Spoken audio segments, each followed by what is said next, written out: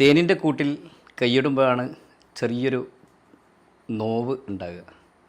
തേനീച്ചക്കൂട്ടിൽ കൈയിട്ടപ്പോൾ now മാത്രമല്ല, ഒരുപാട് മധുരവും എൻ്റെ ജീവിതത്തിൽ കിട്ടിയിട്ടുണ്ട്. ഇന്ന് എന്നെ കാണാൻ വേണ്ടി വന്ന ഇസ്വ മോൾ, അബുദാബിയിൽ നിന്നാണ് എൻ്റെ മോൾ വന്നിരിക്കുന്നത് ഈ അങ്കിളിനെ കാണാൻ, അല്ലേ? കുടുംബജീവിതത്തിൽ ഇന്ന് എല്ലാവരും ഏറ്റവും കൂടുതൽ സന്തോഷിക്കുന്നത് സ്വന്തം കുഞ്ഞിൻ്റെ മുഖം കാണുമ്പോഴാണ്. അത് യാഥാർത്ഥ്യം തന്നെയാണ്. ജീവിതത്തിൽ മക്കളില്ലാതെ പ്രയാസം അനുഭവിക്കുന്ന ഒരുപാട് കുടുംബങ്ങൾ ഇന്ന് നമ്മുടെ കൂട്ടത്തിലുണ്ട്.